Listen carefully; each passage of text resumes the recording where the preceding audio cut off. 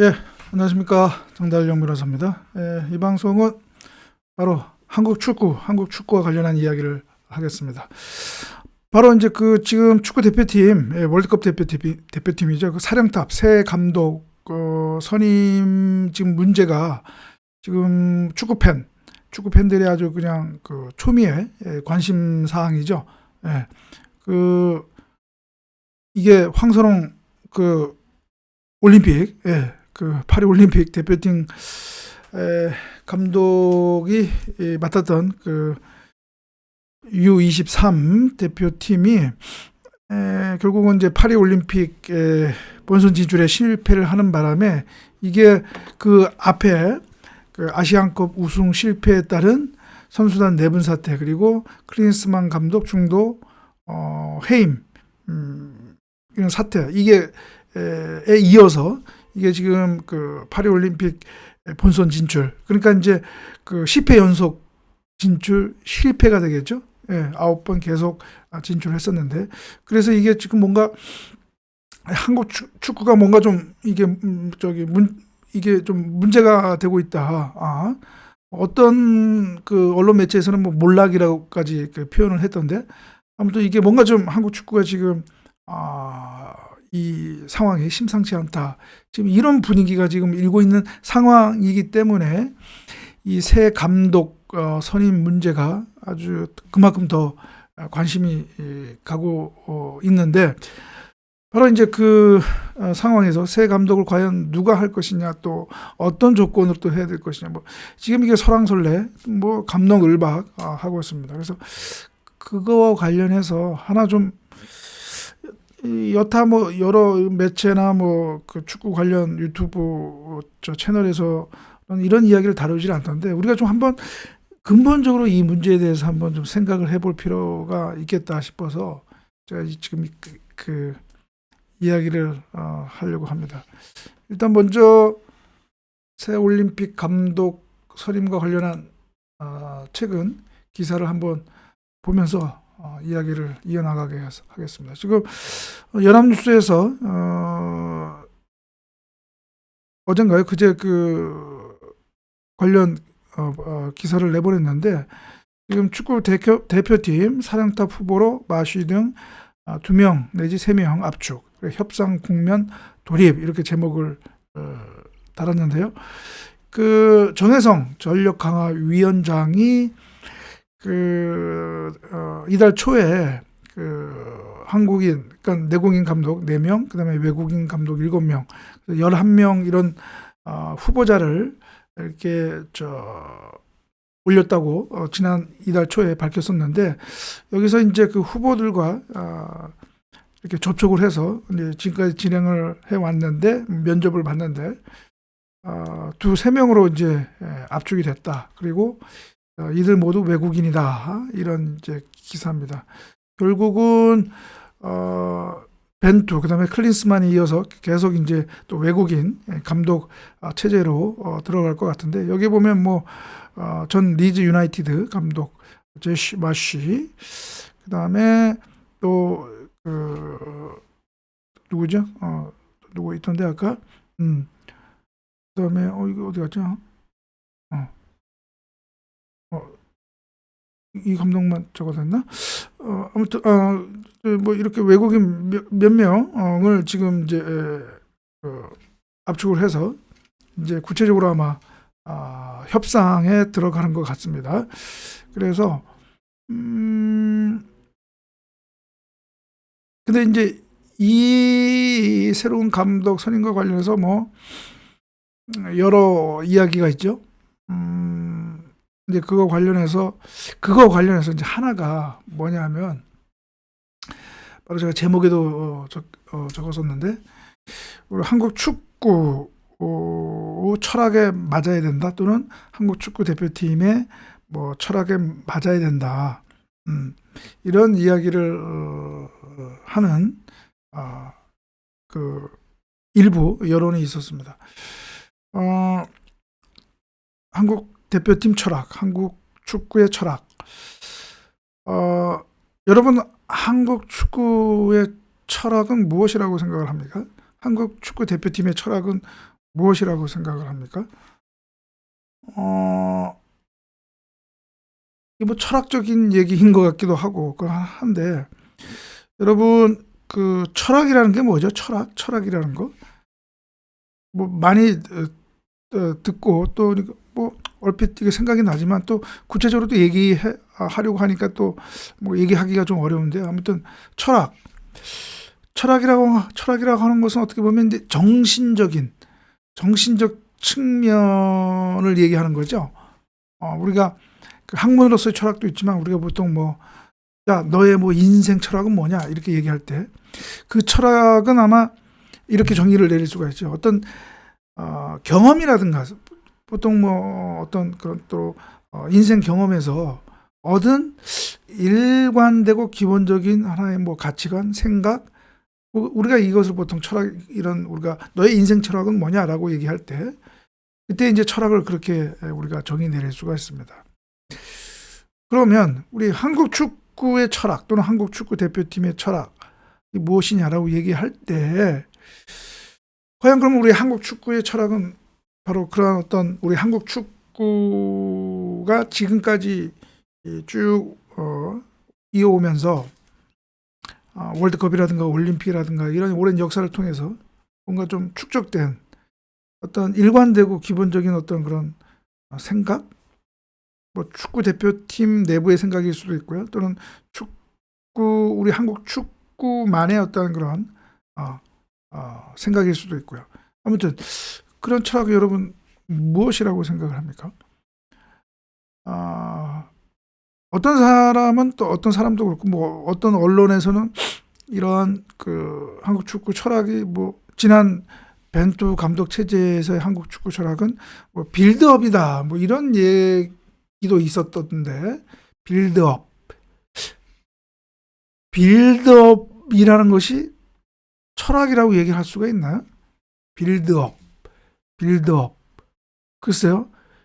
이 빌드업은 테크니컬, 그러니까 전략 전술 측면에서 얘기지, 그거를 우리가 철학이라고 할 수는 없을 것 같은데, 여러분 생각은 어떻습니까? 우리가 일본 대표팀을 사무라이라고 하잖아요. 사무라이. 바로 그런 사무라이가 바로 철학입니다. 철학. 일본 축구 대표팀의 철학이 무엇이냐고 얘기할 때, 저는 바로 그 사무라이 정신,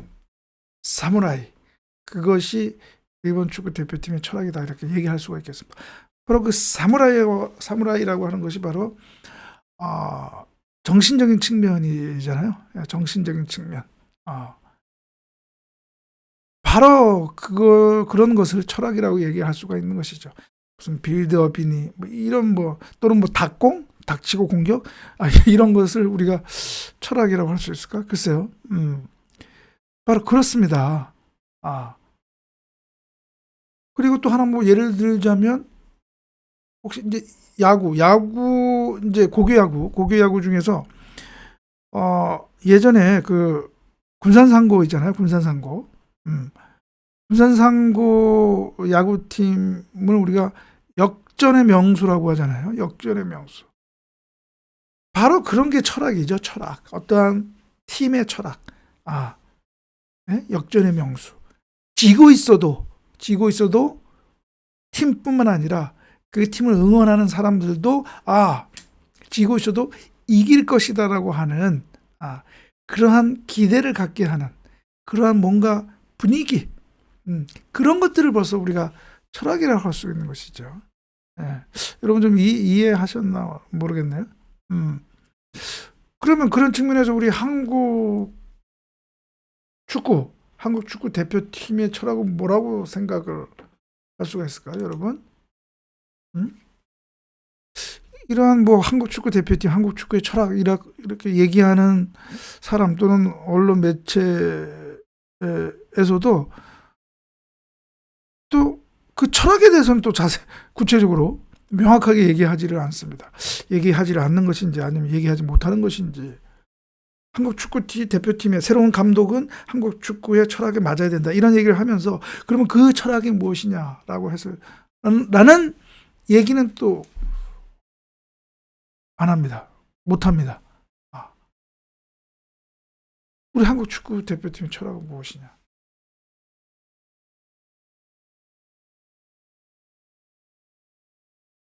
그다음에 또 이 한국 축구의 철학은 누가 만드는 것이냐? 축협이 만드는 것이냐? 아니면 축구협회가 만드는 것이냐? 아니면 축구 대표팀 선수들이 만드는 것이냐? 아니면 축구 대표팀 지도자가 만드는 것이냐? 저는 축구협회뿐만 아니라 또 축구 선수뿐만 아니라 또 축구 감독뿐만 아니라 저는 축구 팬들도 이 한국 축구의 철학, 한국 축구 대표팀의 철학을 만드는 주체라고 생각을 합니다. 그 얘기는 무엇이냐? 어떤 대회, 뭐 월드컵이든 올림픽이든 또는 뭐 아시안컵이든 뭔가 기대되는 성적이 나오지 않았을 때, 우승을 목표로 했는데 우승을 못할 때, 무슨 큰 한국 축구에 뭔가 큰 잘못이 있느냐 비난하고, 또 거기에선 희생양을 찾고 그 실패의 원인을 제공한 어떤 희생양을 찾아서 그냥 집단 비난하고, 그렇게 해서 우리 한국 축구의 철학이 만들어지겠습니까, 여러분? 어떻게 생각하십니까? 지난 아시안컵 때 그러한 우승의 그 1960년 이후에 우승을 노렸던 우리 한국 축구 대표팀, 그리고 우승하리라고 기대했던 축구 대표팀이 아시안컵 우승을 실패하니까 그 실패의 원인을 어디서 찾았죠? 언론과 여론은 팀 내분 사태, 물론 뭐 크리스만 감독의 문제에도 또 찾았지만 내분 사태, 그리고 그 내분 사태 장본인, 그 책임자 누구죠? 누구를 또 지목해서 저걸 했죠? 이강인 선수.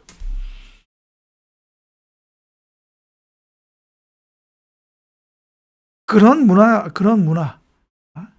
문화에서 과연 제대로 된 우리 한국 축구의 어떤 철학, 한국 축구 대표팀의 철학이 생길 수 있을까요? 글쎄, 일본 대표팀도 요즘에 뭐 잘 나가지만 또 잘 못 나갈 때도 있었잖아요. 근데 그때 과연 일본에서도 이렇게 우리처럼 뭔가 희생양을 찾고 집단적으로 비난하고 그랬었던 적이 있었던가? 글쎄요. 그 다음에 또 하나, 내국인 감독, 우리 국내 감독 또는 해외 감독, 외국 감독, 이런 것도 한국 축구의 철학과 관련이 있지 않을까요? 이상하게 지금 전 베트남 국가대표팀 감독 박항서, 그 다음에 이번에 이제 인도네시아 신태룡, 그 나라 축구 대표팀의 감독을 맡아서 그 나라 국민으로부터 아주 존경을 받고 있잖아요. 좋은 성적을 이끌어내서. 또 바로 몇 시간 전에 뭐 그 소식, 그 뉴스가 나왔는데 김상식 감독 베트남 새로운 또 대표팀 감독으로 또 선임됐다고 하는 것 같은데, 이것처럼 동남아시아 지역이지만 그래도 우리나라 감독들이 아주 환영을 받고 있고, 그래서 아주 그런 어떤 열풍을 일으키고 있단 말이죠. 그런데 정작 우리 여기에서는 우리는 오히려 외국인 감독을 찾고 있단 말이죠. 이런 것도 우리 한국 축구의 철학을 정립을 하고 그 이전에 한국 축구의 철학이 무엇이냐에 대해서 우리가 얘기를 할 때 이러한 그 국내 감독 어떻게 보면 찬밥 신세, 이것도 우리 한국 축구의 철학이 무엇이냐라고 하는 질문에 영향을 미칠 수 있지 않을까요? 우리 한국 우리 국내 감독, 우리 한국인 감독은 우리 한국 대표팀의 철학과 맞지 않아서 찬밥 신세인가요? 아니면 왜 그러죠? 이런 거에 대해서 여러분들 어떻게 생각하십니까?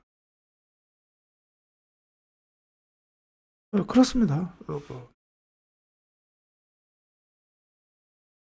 또 좋습니다. 외국인 감독 뭐 선임하는 거 좋은데, 그러면 외국인 감독을 선임하는 데 있어서 좀 더 투명하고, 그런 투명한 절차에 의해서 이루어져야 되는데, 뭔가 좀 이런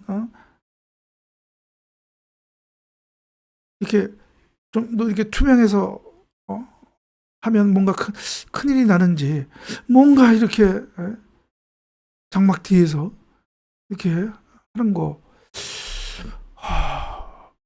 이것 또한 우리 한국 축구의 철학과 관련해서 우리가 얘기해 볼 필요는 있지 않을까요? 저는 그렇습니다. 이런 것들이 우리 한국 축구의 철학이 무엇이냐에 대해서 우리가 얘기를 하고 또 정립을 하는 데 있어서 저는 다 어떻게 보면 부정적인 영향을 미치는 것이다. 그런 것입니다. 그리고 한국 축구의 철학이 무엇이냐에 대해서 분명하고 명쾌하게 우리가 답을 하지 못하는 이상은 글쎄요. 국내 감독이든 해외 감독이든